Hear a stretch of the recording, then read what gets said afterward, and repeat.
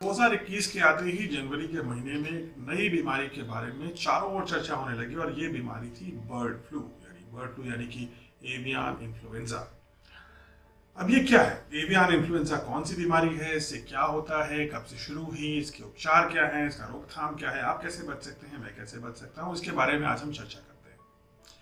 Avian flu एक बहुत ही contagious, बहुत तेजी से फैलने वाली वायरस द्वारा करी गई डिजीज है। मतलब एक वायरस है, उससे डिजीज होती है, तेजी से फैलती है और ये इन्फ्लुएंजा टाइप ए बोलते हैं। इन्फ्लुएंजा टाइप ए का एक वायरस है जो कि ज्यादातर पोल्ट्री बर्ड्स यानी कि चिकन जो रखा जाता है पोल्ट्री एरियाज में, क्योंकि ये कंजेस्टेड एरियाज में रहते हैं, इसलिए पोल्ट्री के जो बर्ड्स हैं, जो चिकन है, उनको काफी इफेक्ट करता है। और भारत में टर्की नाम की एक चिड़िया होती है, उसको खाया कम जाता है, लेकिन विदेशों में उसको भी इफेक्ट करता है।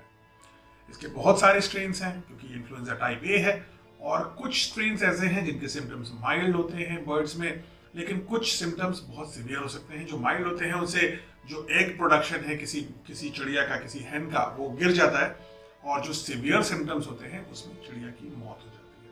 और इसी वजह से हजारों चिड़िया, हजारों इनफैक्ट अब लाखों की संख्या में चिड़िया भारत में इससे मरी पाई गई है, जिसकी वजह से ही ये सारा जो अलार्म है वो साउंड ऑफ। अभी तक जो है, अगर हम बर्ड फ्लू की बात करें तो बर्ड फ्लू के 12 यानी 1 दर्जन अलग अलग प्रकार के बर्ड फ्लू को हम डिटेक्ट कर चुके हैं, आइडेंटिफाई कर चुके हैं जब से बर्ड फ्लू की शुरुआत हुई। और इसमें जो प्रमुख 2 स्ट्रेन्स हैं उन पे हम विशेष ध्यान देते हैं, वो है H5N1 और H7N9 यानी H7N9। और वो इसलिए देते हैं क्योंकि ये जो H और N है, इसमें आप कंफ्यूज मत होइए, ये प्रोटीन्स के नाम है, वायरस प्रोटीन से बने होते हैं। एक प्रोटीन के मार्कर्स हैं, इंग्रेडिएंट्स हैं वायरस के। तो इतना समझने की बस बात यह है कि H5N1 और H7N9 नाम के 2 स्ट्रेन्स, जो दर्जनों स्ट्रेन्स हैं, उनमें से इंपॉर्टेंट इसलिए है बिकॉज वो ह्यूमंस को इफेक्ट करते हैं, हमें इफेक्ट करते हैं। ये जो H और N है, जैसे मैंने आपको बताया, ये H का मतलब होता है हेमाग्लूटिनिन और N का मतलब होता है न्यूरामिनिडेस, और ये दोनों एक प्रोटीन के प्रकार हैं। हम उसके डिटेल्स में नहीं जाते हैं, लेकिन समझने के लिए इंपॉर्टेंट है कि ये H1 और H7N होता क्या है। अब सवाल उठता है कि ये जो बर्ड फ्लू की बीमारी है, ये फैलती कैसे है? बर्ड फ्लू कोई नई बीमारी नहीं है, मैं आपको पहले तो ये बता दूं। इसको nCoV 2019 यानी कोविड-19 से कंपेयर करना would be a mistake, because ये बीमारी बहुत सालों से चल रही है। करीब 2 दशक हो गए हैं इस बीमारी को, 3 दशक होने वाले हैं।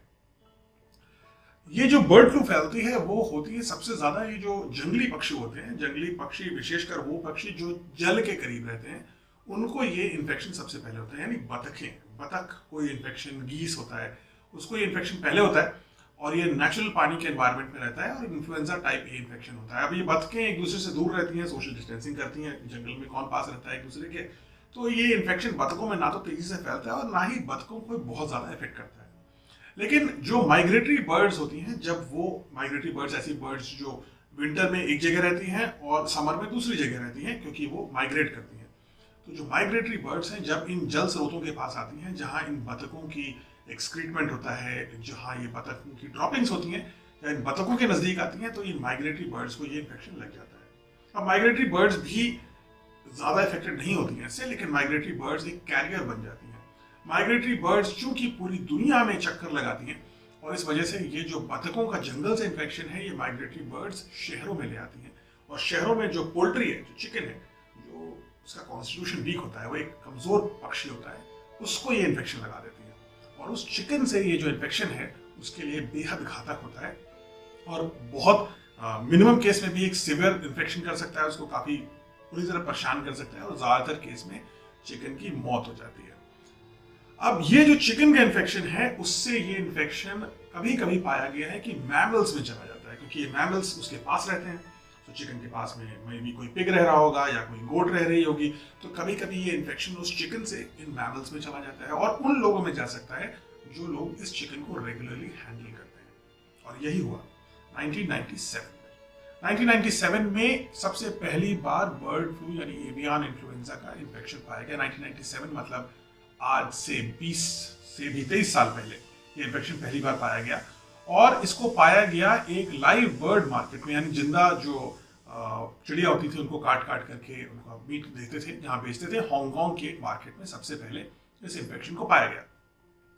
और ये स्ट्रेन था H5N1 का, यानी H5N1 का स्ट्रेन पहली बार आया, और इसने कुछ लोगों को इन्फेक्ट किया। टोटल 18 लोगों को इन्फेक्ट किया उस साल 1997 में, जो लोग उस चिकन के मीट को काटते थे, यानी कि जो उनको पालते थे या काटते थे। और उन 18 में से 6 लोगों की मौत हो गई। और ये काफ़ी अलार्मिंग बात थी, क्योंकि फ्लू से इतनी ज़्यादा प्रोपोर्शन में लोग नहीं मरते। हांगकांग ने इस इन्फेक्शन को बहुत जल्दी ही रोक लिया, लेकिन फिर ये पाया गया कि पीरियोडिक साइकिल में ये जो बर्ड फ्लू का इन्फेक्शन है, ये पूरी दुनिया में फैलता रहता है। साउथ ईस्ट एशिया यानी कि चीन, Vietnam, Thailand, Malaysia, Hong Kong, Taiwan, इन सब देशों में ये इन्फेक्शन ज़्यादा पाया गया। Probably because of the migratory bird nature, और प्रॉबेबली बिकॉज ऐसी जगहों पे वेट मीट के मार्केट ज़्यादा होते हैं। वेट मीट यानी लाइव जानवर को रखा जाता है, फिर जो खरीदता है उसको सामने उस जानवर का वध करके उसको दिया जाता है। अब जो ये मूवमेंट है, उसकी वजह से ये वायरस और जगह भी फैलना शुरू हुआ। भारत में भी इस वायरस को कहीं कहीं पाया गया। भारत में भी अगेन कुछ चिड़ियों में ही पाया गया, लेकिन प्रिकॉशनरी मेजर में जब भी ये वायरस स्पाइक देता था तो हम उन चिड़ियों को कल कर देते थे।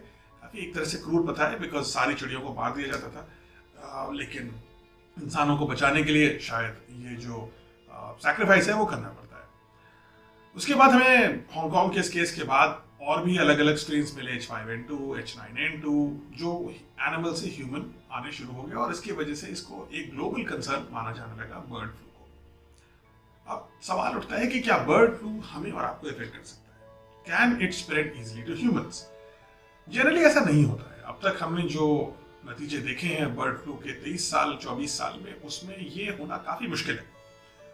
सिर्फ उन्हीं लोगों को बर्ड फ्लू होता है जो लाइव बर्ड है, यानी जो जीवित पक्षी है जिसको ये इन्फेक्शन है, उसको ज्यादा देर कांटेक्ट में जो ह्यूमन आता है उसी को होता है। यानी कि जो लोग पालते हैं ऐसे बर्ड्स को, या जो लोग हैंडल करते हैं उस मीट को, या जो वध करते हैं उस बर्ड का, उनको ज्यादा इन्फेक्शन की प्रोबेबिलिटी रहती है।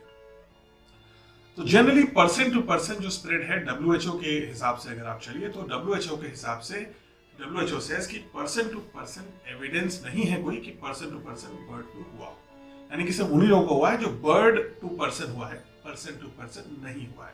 लेकिन इसका मतलब ये नहीं है कि कोई वायरस में म्यूटेशन नहीं हो सकता, और उसी की वजह से हम इतने अलर्ट हैं बर्ड फ्लू को लेकर के। ये भी कहा जाता है कि बर्ड फ्लू जो है हीट को काफी सेंसिटिव है हीट के प्रति, यानी कि अगर कोई भी चीज गर्म है, उबली हुई चीज है, तो आपको उस चिकन में या उस एग में बर्ड फ्लू नहीं होता, ऐसा WHO अभी तक मानता है, क्योंकि वायरस कुकिंग से मर जाता है। वैसे ज्यादातर वायरस कुकिंग से मर जाते हैं, ऐसी कोई बात नहीं है।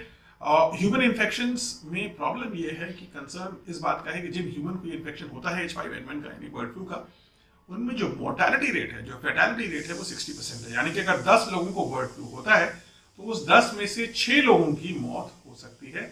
अभी तक का एविडेंस ये सजेस्ट करता है। और जो H7N9 मैंने आपको जो दूसरा स्ट्रेन था जो ह्यूमंस को इफेक्ट करता है, उसकी मोर्टेलिटी रेट 40% है, यानी 60% एक स्ट्रेन की और 40% एक स्ट्रेन की। और फैलता चिड़िया से है, इसलिए फैलने में इसका कोई रोकने वाली चीज बहुत कम है, क्योंकि बहुत तेजी से चिड़िया फैला सकती है। हालांकि ह्यूमंस को बहुत देर कांटेक्ट में आना पड़ेगा, तभी ये उनको लगेगा। 1997 यानी जब से हमने इस वायरस को ट्रैक करना शुरू किया है, H5N1 यानी जो पहला स्ट्रेन था, उससे करीब 784 लोग अब तक इन्फेक्ट हुए हैं।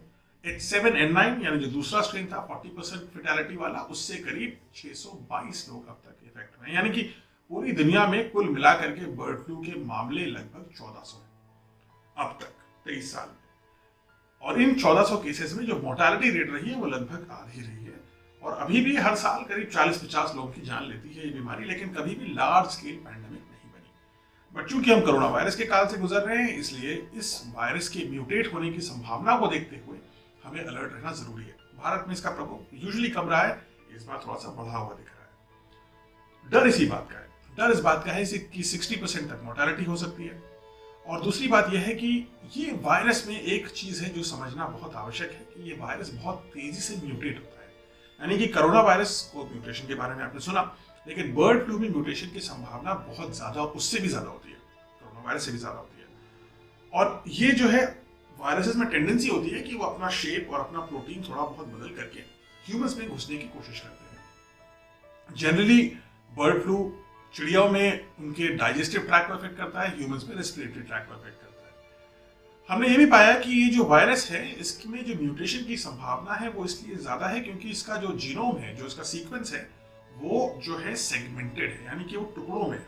और एक भी टुकड़ा हटा करके वो दूसरा टुकड़ा लगा देगा और वायरस में म्यूटेशन बहुत तेजी से होगा। इसी वजह से इसमें 1 दर्जन से भी ज्यादा म्यूटेशन में डिटेक्ट किए हैं अब तक। कोरोना वायरस म्यूटेटेड वायरस नहीं है, एक सेगमेंटेड वायरस नहीं है। तो corona virus is a non segmented virus, इसीलिए उसमें म्यूटेशन धीरे होता है। ये सेगमेंटेड वायरस है, इसमें म्यूटेशन तेजी से हो सकता है। और इसी म्यूटेशन को मद्देनजर रखते हुए हम इस बात से अवेयर हैं कि कहीं ऐसा ना हो कि अब तक ये वायरस ह्यूमन को इफेक्ट नहीं करता था, कहीं म्यूटेशन होकर के ये इफेक्ट ना करना शुरू कर दे। और इसीलिए सारी जो अलार्म आप देख रहे हैं अपने चारों ओर, वो इसी बात को लेकर के। बर्ड फ्लू भारत में ज्यादा लोगों को इफेक्ट अब तक हिस्ट्री में नहीं किया है। कोई known case of human infection अभी तक डिटेक्ट नहीं हुआ है as per the ministry of health. Bharat की जो मिनिस्ट्री ऑफ हेल्थ कह रही है, बर्ड्स में ही इन्फेक्शन को अभी तक डिटेक्ट किया गया है। एनिमल हस्बेंड्री डिटेक्ट कर रही है कि 25 एपिसोड्स हो चुके हैं H5N1 के पोल्ट्री में, चिकन में, इन 15 स्टेट्स फ्रॉम 2006। अब तक 2006 से 25 episodes of bird flu outbreaks हुए हैं। और ये क्रोज को भी इफेक्ट करता है, यानी कौओं को इफेक्ट करता है। और कौवे चूंकि चारों ओर घूमते हैं, इसलिए उससे इन्फेक्शन फैलने की संभावना काफी ज्यादा हो जाती है। तो बर्ड्स खतरे में है। अभी इंसान इंडिया में खतरे में नहीं है, लेकिन खतरा ना बन जाए इसके लिए गुंजाइश ना छोड़ें हम, यही बेहतर है। अब सवाल उठता है कि इसके सिम्टम्स और ट्रीटमेंट क्या होते हैं। बर्ड्स में मैंने आपको बताया था कि ये इन्फेक्शन उनके गट यानी उनके पेट के सिस्टम को इफेक्ट करता है, जिससे इंडिजेशन होकर के वो मर जाती है। एवियन फ्लू लेकिन जब ह्यूमंस में आया है तो कुछ मॉडिफिकेशन करके आएगा, तो वो हमारे गट को इफेक्ट नहीं करता है, क्योंकि हमारा गट काफी सॉलिड होता है। एक्चुअली हमारे गट को इफेक्ट करने वाले वायरसेस बहुत कम ही होते हैं। इसलिए ह्यूमन का सबसे सेंसिटिव पार्ट हो जाता है उनका रेस्पिरेटरी ट्रैक्ट। तो जो चीज चिड़िया के पेट में इफेक्ट करती है, वो ह्यूमन के रेस्पिरेटरी यानी हमारी सांस की नली में इफेक्ट करती है। और ह्यूमन के रेस्पिरेटरी सिम्टम्स आ जाते हैं, जैसे कि pneumonia, same as corona virus, acute distress यानी कि सांस फूलना, सांस ना आना, छाती भारी लगना, fever, cough, sore throat and कभी कभी डायरिया, यानी कि सारे सिम्टम जो कोरोना वायरस के हैं वही बर्ड फ्लू के हैं। इंटरेस्टिंग बात यह है कि 24 साल में हमने इस वायरस को स्टडी करते हुए इस वायरस के खिलाफ एक ठोस रणनीति ऑलरेडी बना ली है। इनफैक्ट बर्ड फ्लू एक ऐसी डिजीज है जिसके बारे में काफी काम होता आ रहा है पिछले लगभग 1/4 of a century almost. Antivirus drugs मौजूद हैं जिनका नाम है ओसेल्टामिविर, जो प्रोस्पेक्ट इंप्रूव कर देती हैं ह्यूमंस में सर्वाइवेबिलिटी यानी इस वायरस को कॉम्बैट करने के लिए। भारत की हेल्थ मिनिस्ट्री ने एडवाइस किया है कि जो लोग चिकन या कोई भी पोल्ट्री के आसपास रहते हैं, उन लोगों को पीपीई पहनने की आवश्यकता है, पर्सनल प्रोटेक्टिव इक्विपमेंट पहनने की आवश्यकता है, ताकि कोई भी चांस ना रहे कि वो वायरस बर्ड से ह्यूमन में जंप कर जाए। हम सबको बचा के रखना चाहते हैं। अमेरिका ने, FDA ने 2007 में, यानी आज से 14 साल पहले ही H5N1 की वैक्सीन भी अप्रूव कर दी है। इसके साथ साथ चिकन और पोल्ट्री के लिए भी कई देशों ने अपनी वैक्सीन बना रखी हैं ताकि उनको भी इन्फेक्शन ना लगे। इसलिए हम काफी हद तक प्रिपेयर्ड हैं जो करंट फॉर्म है बर्ड फ्लू का, उसको कॉम्बैट करने के लिए। लेकिन जैसा मैंने आपको बताया और जैसा हमने कोरोना वायरस के केस में देखा, म्यूटेशंस को अकाउंट करना थोड़ा मुश्किल होता है, बिकॉज हमें नहीं पता कि वायरस किस साइड म्यूटेट करेगा। और इसीलिए भारत सरकार ने in the best interest of the people और काफी वाइज डिसीजन को लेते हुए इस जो छोटा सा आउटब्रेक अभी बर्ड्स में चालू हुआ है, कई स्टेट्स में आ गया है, उसको बर्ड्स से ह्यूमन में ना पहुंच पाए उसके लिए अभी ही रोकथाम करनी शुरू कर दी है।